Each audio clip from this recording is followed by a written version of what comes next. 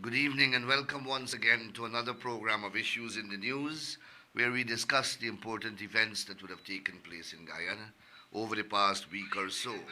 And as is the norm, we have a packed agenda of issues to discuss.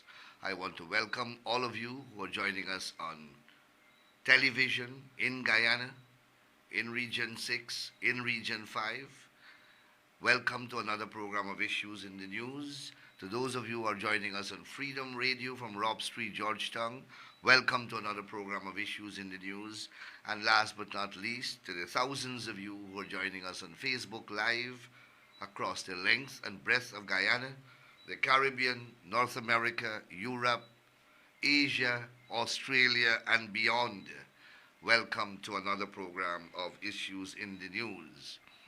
Permit me to apologize for missing last week's program, but that was due to a very important engagement that required my undivided attention, and that is the massive and absolutely successful dinner fundraising event which was held in the compound of the convention center, the Arthur Chung Conference Center, last Friday, the 27th of June. That was a mega event, a massive success, and it was organized by the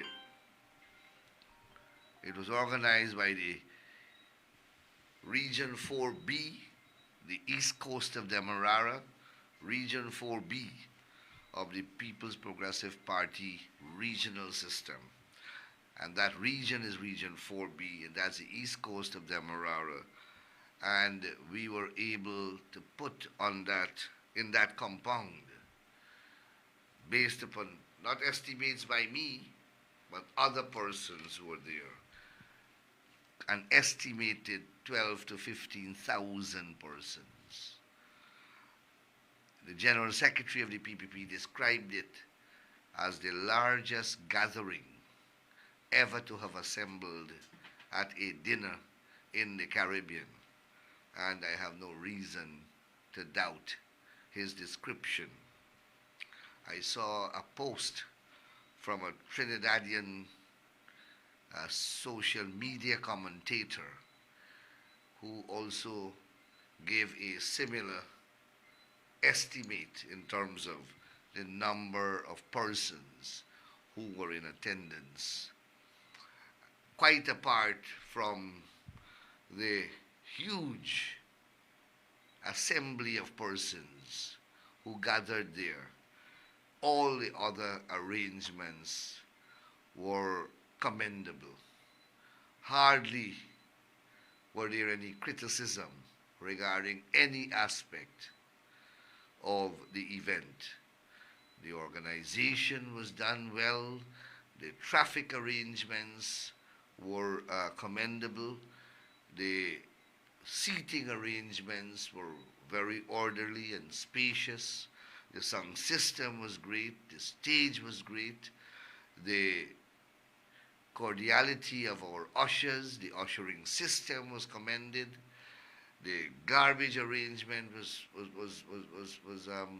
no one criticized it, and the food was complimented.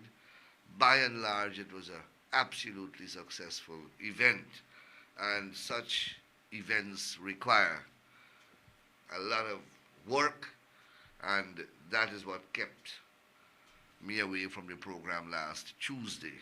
And while I regretted staying away from the program, in the end, I believe the right decision was made, because if I came on the program and that affected that event in some form or fashion, I would not have been very pleased. So I'm happy that all is well that ends well. That having been said, quite a number of important events have taken place since we last spoke. In fact, I can hardly deal with the number of issues that I have earmarked here to deal with. of some importance, but I forgot to invite you to share this program. Share the program to your friends. Share the programs to your followers so that all your friends and all your followers can join us in tonight's discussion. Please let me have your comments. Let me have questions from you as well, because we want this program to be interactive and engaging. The last time we met, I spoke about an exodus taking place in the political or on the political or in the political landscape. And I was largely referring to the PNC, APNU. Well, that exodus continues. Since we spoke, Amanda Desir has left. Mr. Figuera has left. And other persons have left. But it would appear as though the exodus has become contagious. And other parties are now similarly affected. I see from the Alliance for Change, there has been a massive movement out of the party. So we have three of their parliamentarians, Ureta Fernandes, Leonarine Ramsaroop, and Shara Duncan. They left the AFC unceremoniously, not informing the leadership. At least that is what we are told publicly. And they have moved over to the Alliance for Change, to the APNU, PNC. So I don't know who is left in the AFC. And then a few days after, I see two young members, Mr. Onyx Duncan and Delon Mohammed, two youth leaders I'm told. They also resign from the AFC. So the AFC is being badly hit by these resignations, and one is left to wonder whether it's now a party of the uses Patterson, Ramjatan, and Trotman. I don't know, or they may be Beverly Alert. So it looks as though it's a party of leaders that is left. It's only the few leaders in the party that are left now, because everybody seems to have gone. And these two youth leaders, interestingly, they gave reasons for their leaving. In fact, all of them gave reasons for their leaving. The earlier trio, Fernandes, Duncan, and the Leonarine, they cited leadership issues, I think, as the basis for their departure. I believe they said that Nigel Hughes is the least electable of all the presidential candidates. That's a serious slash to put on the leader of any party. And then you have the two younger persons. They left and they cited racism, sexism, homophobia, xenophobia, and some other phobias as the reason for their departure. So there are some serious happenings taking place in the Alliance for Change.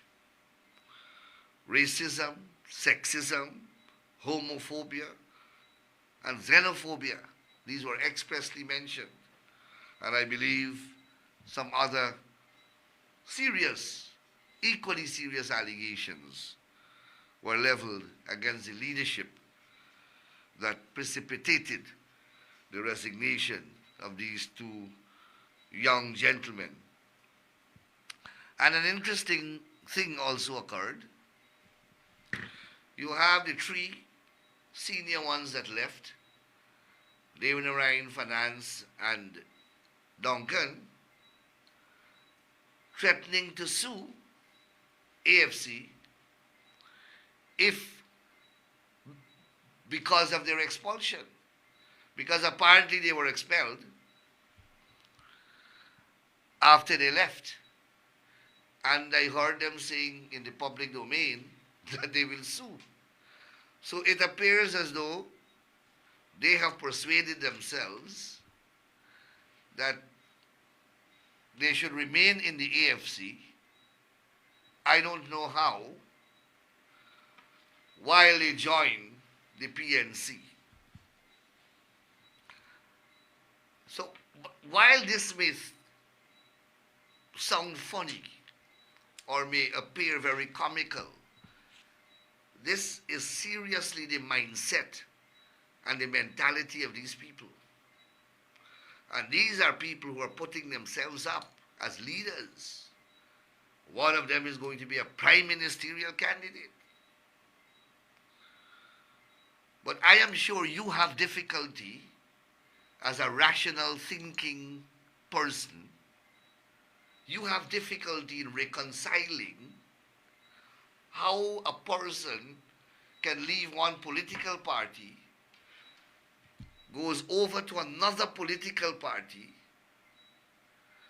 but wants to remain in that political party, so much so that if that political party expels them, they are prepared to sue that political party. To you and to the ordinary person, that may be irrational. But to these people, it is rational. It is rational to these people. And these are the people that are telling you that you should vote for them. That type of mentality which they have, they will use to advance your life and to govern the society and to provide for your children and protect your children's future. And I'm not making this up. You have seen what they have said. On another dimension, I can point out to you that perhaps in their unique and peculiar style of thinking, because they all embrace coalition politics, and perhaps they are collating, and maybe that is why they want to remain in the AFC while they move across to the PNC or to APNU. Maybe it's a coalition in their minds between the AFC and APNU all over again. The only difference now is that in this coalition, they have excluded Nigel Hughes, Kemran Ramjatan, Raphael Trotman, David Patterson, and Beverly Alert, the other members of the AFC. So there's a coalition without them. Maybe that's one school of thought being pursued by these persons who have done what they have done. But what is clear is that the AFC is in complete shambles and chaos. That much is clear. And I don't know whether they would be even contesting the elections. I am not clear whether they can even field a list of candidates to satisfy the legal requirements set out in ROPA to qualify to contest the elections. We will see very shortly, as time is near for submissions of the various lists that are required to be submitted to contest the elections. Still on the question of movements taking place in political parties, I see Forward Guyana, that's a unit now formed by Amanda Desir, has joined forces or joined force with the People's Movement and VPAC. VPAC and the People's Movement, I don't know whether they are one and the same, and the entire name is the People's Movement and VPAC. I'm not sure. But this is a grand coalition of forces. Forward Guyana, the People's Movement and VPAC have joined forces. I don't know if two of them coming together or they are three separate entities. But in my respectful view, 3 zeros equals 0. And then you have ANUG coming together with WIN. And the leader of ANUG, Dr. France, I can't remember his first name. France is saying that it is not a coalition. Both sides I've seen saying that it's not a coalition, it's a collaboration. These guys are extremely technical with the use of their terminologies. So we have to be very careful. These are sophisticated politicians. So they are not coalescing or collating, they are collaborating. But in their collaboration, ANUG disappears and WIN is the only entity. So in this collaboration, there is a consumption because one consumes the other in this collaboration. I am not that bright. I am just trying to understand the very technical amalgamation and mergers that are taking place among these political forces in the Cooperative Republic of Guyana. And then when that collaboration was announced, we had two swift resignations from Senior Counsel Ralph Ramkaran and Senior Counsel Timothy Jonas. Within minutes of the announcement of this collaboration, we saw in the social media, or on social media, these two learned gentlemen submitting their resignations. The reasons are obvious. I don't think that I have to tell anyone why they have submitted their resignations. They didn't say why, but one can make an educated assumption why. And you and I have already made that assumption. Mr. France, however, Dr. France, Mark France, I'm told by my operator, Dr. Mark France, however, sees the equation from the opposite perspective. Whatever Ralph Ramkaran and Timothy Jonas have seen, Dr. Mark France sees obviously the opposite. And while they are moving in one direction, he has moved completely to the other direction. And he seems very comfortable from utterances that I've seen him make on social media. But trust me when I say that in the very near future, we will see how these associations unfold and what the future holds for these persons who are moving in this direction. I will not say more. I think that I have summed up the seismic movements that have taken place in Guyana's political landscape as we move into election mode. There is one party, however, that is standing as strong and stronger than ever, like the Rock of Gibraltar, and that is the People's Progressive Party / Civic.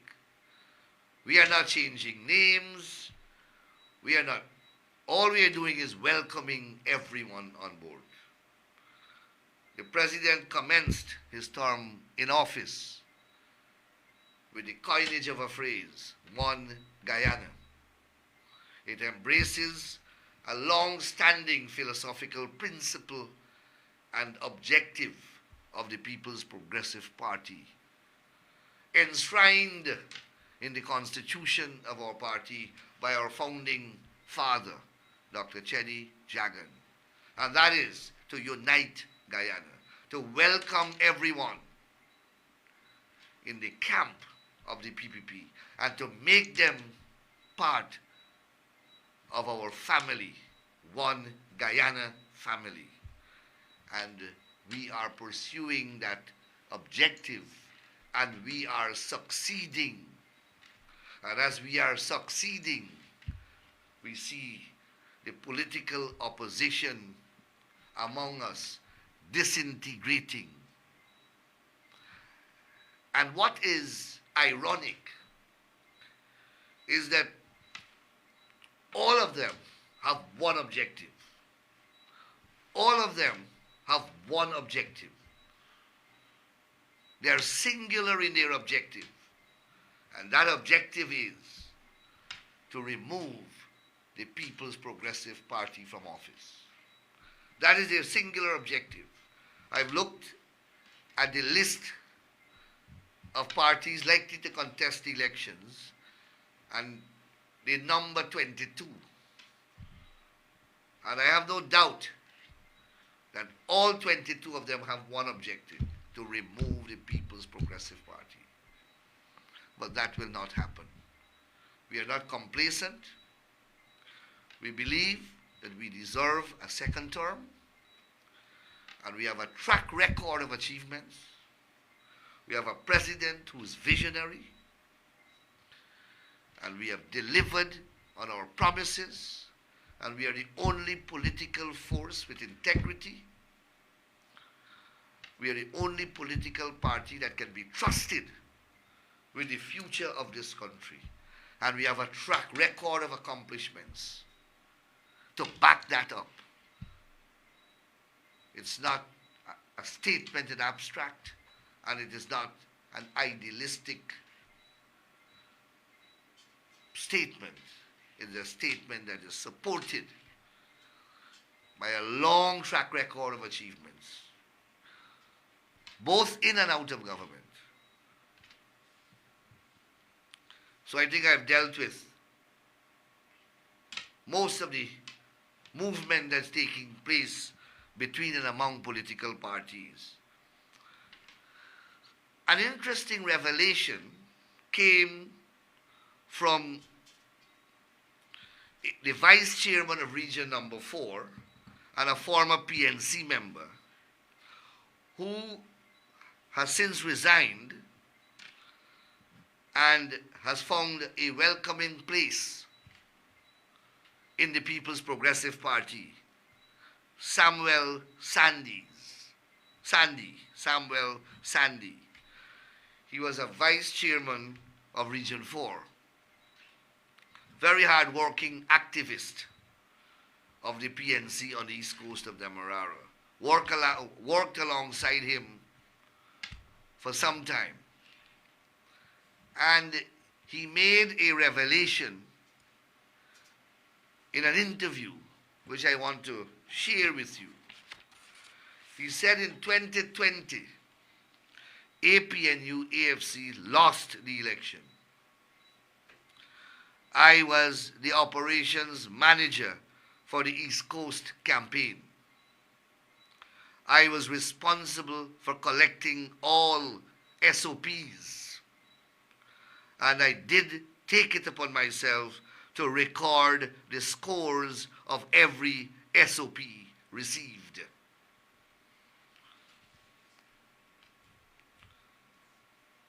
Mr. President Granger's son-in-law, a leader of the Alliance for Change and a minister of the government, Gaskin, made similar pronouncements during that 5 months period when they were trying to steal the elections. Now Sandy has come forward and he's speaking specifically of the east coast of Demerara. And one of their favorite narratives which they have fabricated and they like to disseminate is about some 40 boxes were tampered with on the east coast of Demerara. And I have given the explanation maybe 100 times on this program. Here's the very east coast of Demerara. Sandy is saying that they lost. He took all the numbers. He recorded all the numbers and the SOPs on the east coast of Demerara. And they lost.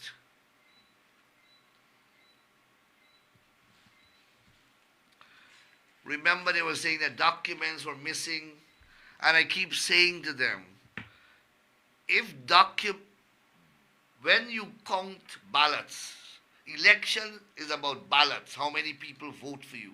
The people vote by ballot. The only thing that is counted is the ballots in the box. So if a statutory form is missing, some form, how would that affect the number of ballots in the box? But that is what they want to hold on to. And they believe that people are as foolish as them. If a statutory form is missing, does that change the fact that you have 50 votes in the box for the PPP and you have 10 votes in the box for the PNC? Because of some statutory form missing, those numbers are going to change. The PNC will get more votes because a statutory document is missing. Because that's all is counted at the close of poll is the ballots, not statutory instruments. And why I am repeating this is because recently I heard Ganesh Mahipal them repeat the same argument again. And every time they repeat it, I feel happy because intelligent Guyanese are listening to them. And every time they do that, they dent their credibility. Not that they have much credibility in the first place, but it just reminds people how dishonest, how barefaced, how vulgar, and how hypocritical these people are. It just shows you that they lost fairly and squarely. But they still would not accept it. And how long they don't accept it, the Guyanese people must never vote for them. I see them quoting observer reports all the time. But you know, the observer reports, and they're quoting the recommendations made by observer reports. Yes, every observer report contains recommendations. I have no doubt. No problem with that. But they're not dealing with the main ingredient in the observer report is that the elections were free, fair, and transparent. And the attempts by the APNU AFC to rig the elections were condemned. That is the main theme of each observer's report. There is no observer in the 2020 elections that have not said that the elections were free, fair, and credible, that the PPP has won those elections, and the attempts by the APNU AFC to change the results of the elections were unlawful and were fraudulent. Every observer report says that. But listen when Nigel Hughes, when Aubrey Norton, or any one of them speak about the observer reports, they never say that part. They go to the recommendations. The recommendations are like an addendum. The observation report is a report of the observation of the conduct of the elections. That is what the people came to observe. The conduct of the elections. And that is what their report is on. Everything else are not, they are subsidiary to that main theme, but they never want to quote the main theme. I just thought that I would reflect on that a little. Now there is a issue that is making the news, which I saw today, and it concerns a tweet by a U.S. congressman.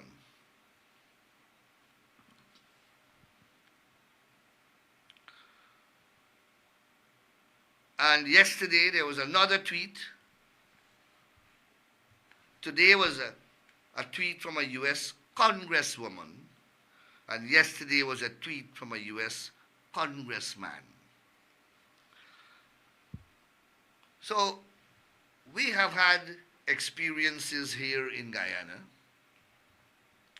of U.S. politicians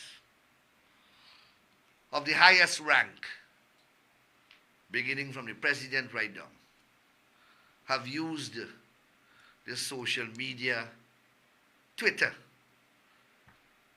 to disseminate information. And President Trump, I believe, may have made it popular, as I think he started it. And many other important government functionaries of the United States have expressed positions via this social media platform. It is now X, that's what it's called now, but it used to be called Twitter. And we know that these tweets, as they are abbreviated and described as, they contain important policy positions of the United States. Our experiences have proven that. President Trump has tweeted about the most important policies of his government. Many congresspersons have tweeted about important policy positions of their respective agencies. During the elections, the 5 months period, after the 2020 elections, while attempts were made by the then government, APNU AFC, to rig those elections, along with certain agents in GCOM, regularly important American government functionaries, including several congressmen and possibly congresswomen, tweeted America's position, condemning their attempts, calling upon the President Granger and the government to accept the results, calling upon them to accept the recount results.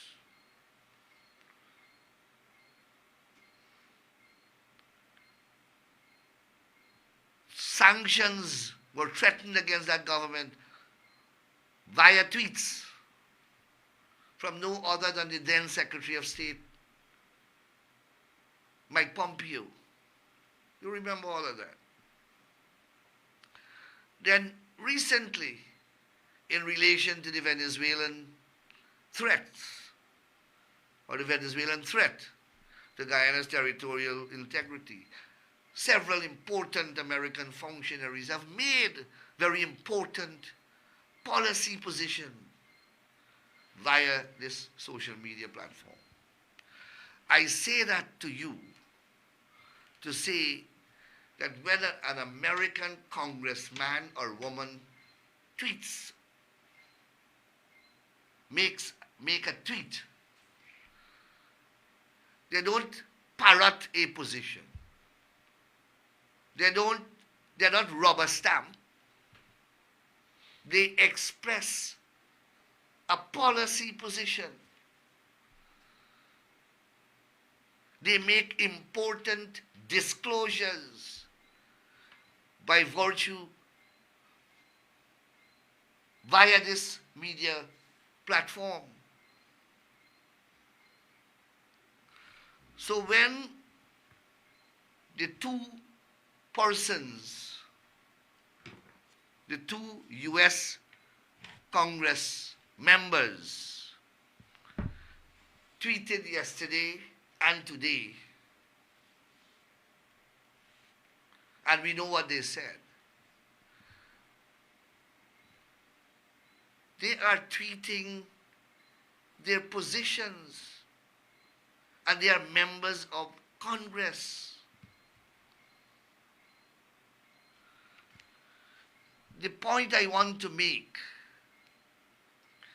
is that you can't hand an American congressman a piece of paper and say, tweet this, and he will tweet it. It must be something that is part of their policy, that they are aware of, that they have investigated, and that is their position, because the platform of this social media platform has now become an acceptable form of them disseminating important policy, important positions that they adopt on important matters. There is a big controversy now in the media where I see the government is being accused as a result of these tweets. Rather than the media or certain sections of the media, the usual suspects, rather than them concentrating or reporting on what the tweet says or what the tweets say, their focus is not on the content of the tweet. Their focus seems to be on some lobbying company that they are accusing of being paid by the government of Guyana to prepare these tweets. Are they suggesting that the US Congress and the US congressmen and women are a bunch of rubber stamps? That these people have no integrity? That they have no self-respect? That they will just prostitute their position as Congress, as members of Congress, and simply publish something that somebody hands them in their hand and said, tweet this to Guyana, and look, there's an envelope of money for you here. Is that how they perceive the US Congress to be operating? Is that the respect and the integrity that they believe congressmen and women are possessed of? or their lack of integrity. I find this extremely shocking. Extremely shocking.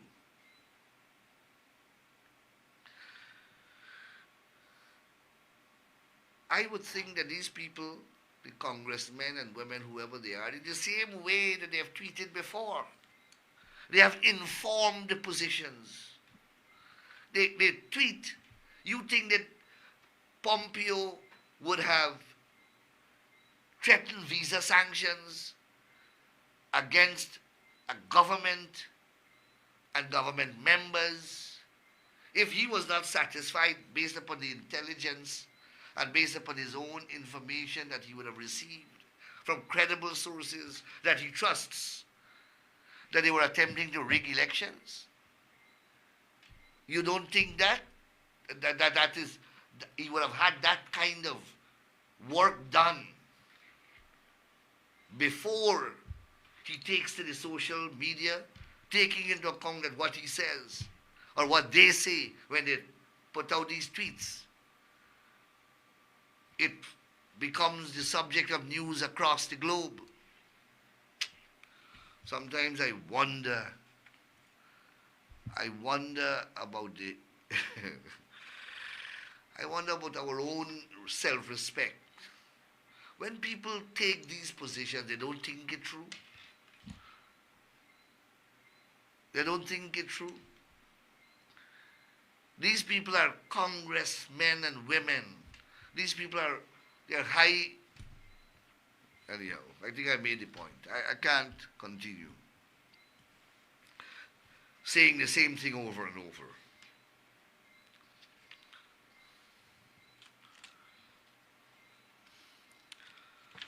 My attention was drawn to an editorial in the Stabrook News of Monday, June the 30th, that's yesterday. And the editorial bore the caption, "Where is the Sex Offenders Registry?" And the editorial is a highly critical commentary of certain amendments which the government has worked on in respect of the Sexual Offences Act. Now the act, those amendments are now the subject of a bill, the Sexual Offences Amendment Bill, which unfortunately we didn't get an opportunity to conclude work on in order to take it to the National Assembly. So it will have to go in the next Parliament.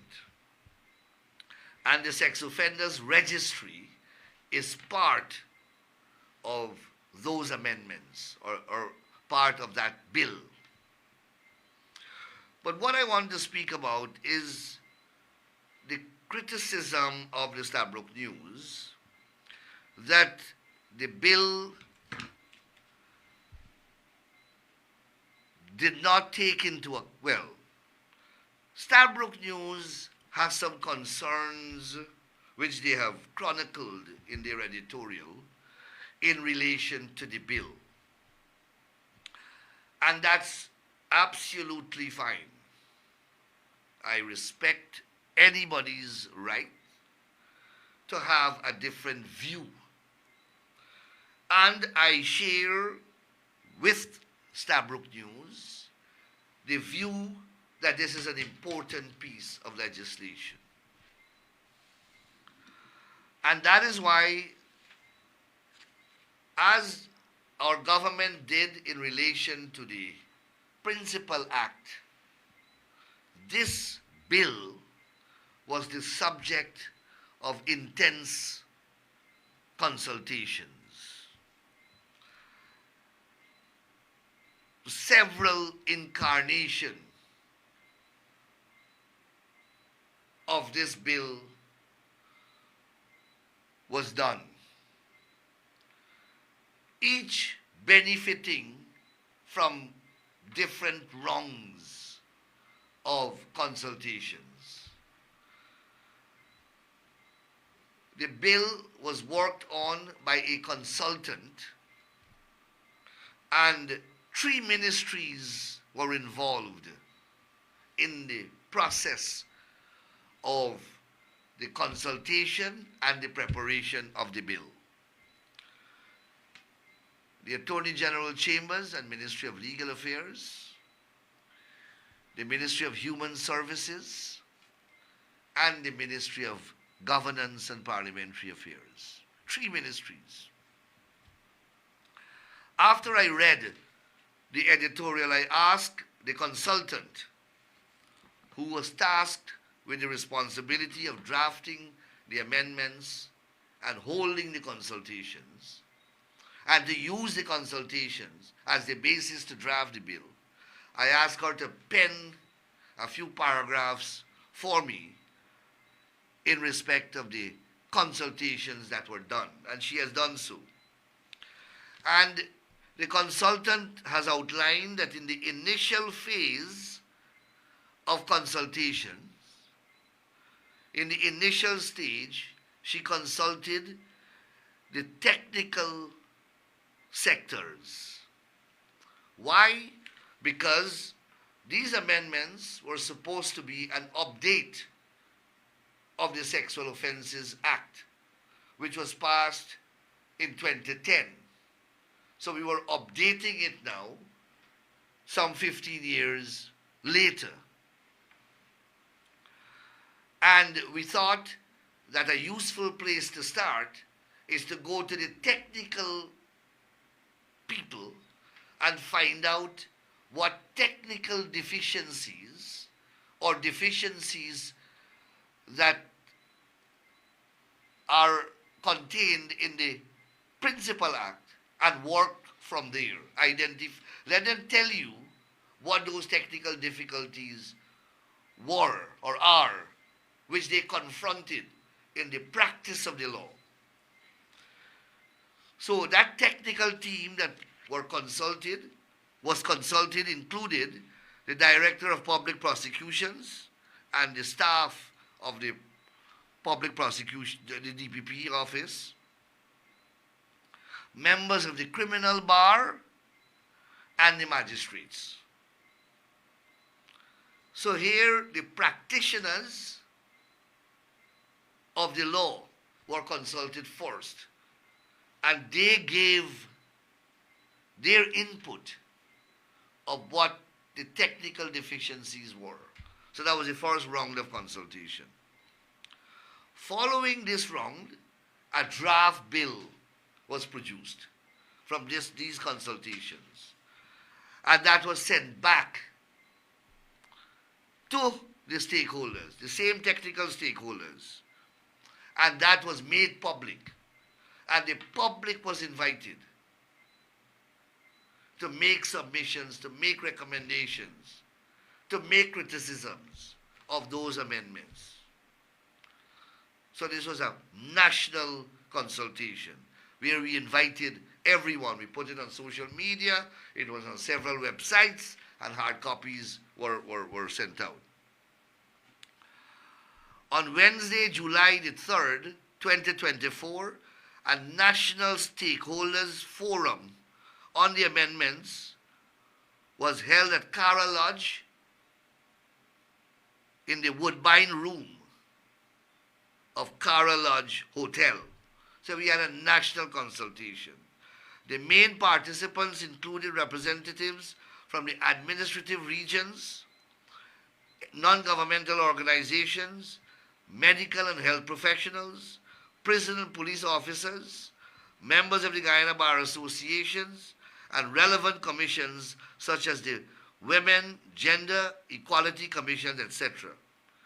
The recommendations coming out of this national stakeholder consultation process were reviewed and put into a revised bill. This national consultation was done right here in Georgetown, and the inputs received were incorporated into a revised bill.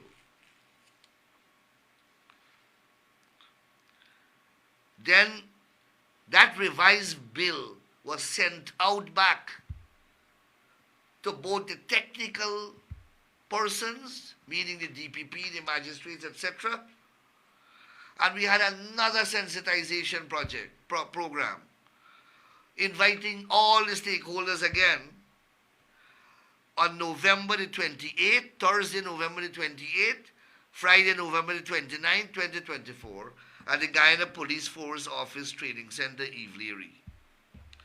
Again, the participants included police officers, prison officers, probation officers, state council, police prosecutors, and other members of the legal profession.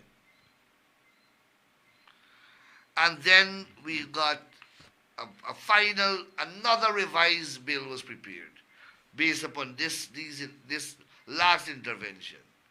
And that is the one which we have now as a final draft, which we didn't get an opportunity to take to the National Assembly. The point, I go through all of this to illustrate to you the opportunities that Stabrook News and whoever interest they represent would have had to come to the consultations and bring their positions forward. That is the whole reason for the consultations. They never came forward. But they write an entire editorial knowing full well that the bill is still not completed.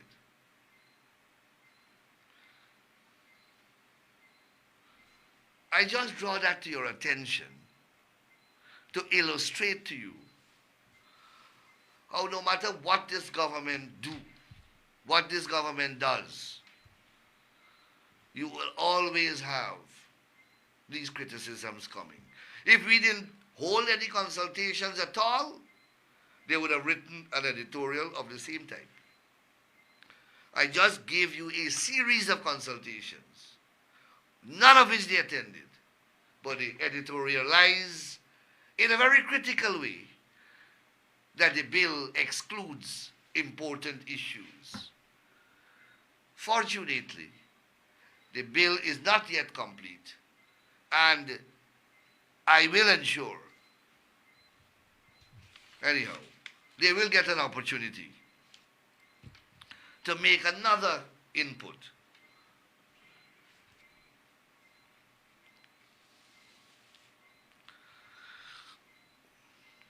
Quickly before I go, I see that I'm approaching program time already. As you may know, a number of persons were appointed justices of the peace and commissioners of oath to affidavit. Now, appointments were not made for a long time, so a reasonably large number of persons were appointed.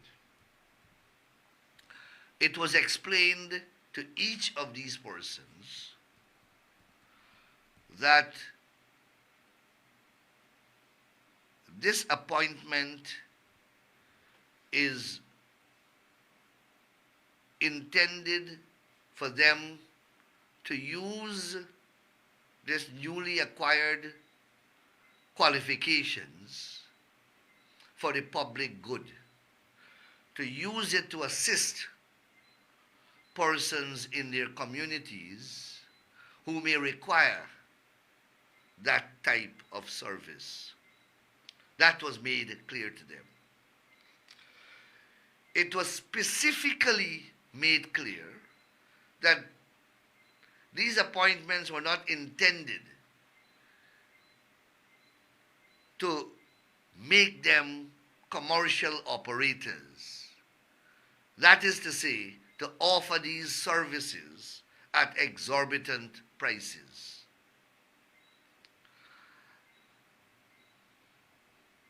For those reasons, each appointment was confined to the region in which the person is residing, and they are not to operate outside of those regions. It was also pointed out that training sessions will be held, and a copy of the legislation was made available, the relevant legislation, to the new appointees, or at least they were pointed in the direction of where they can access the new legislation. We have received multiple complaints that persons whom were recently appointed are abusing these appointments,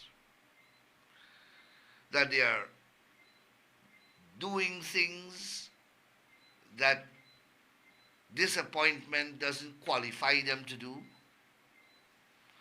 that they are charging exorbitant prices and fees and monies for rendering the service that they are rendering, that they have erected signboards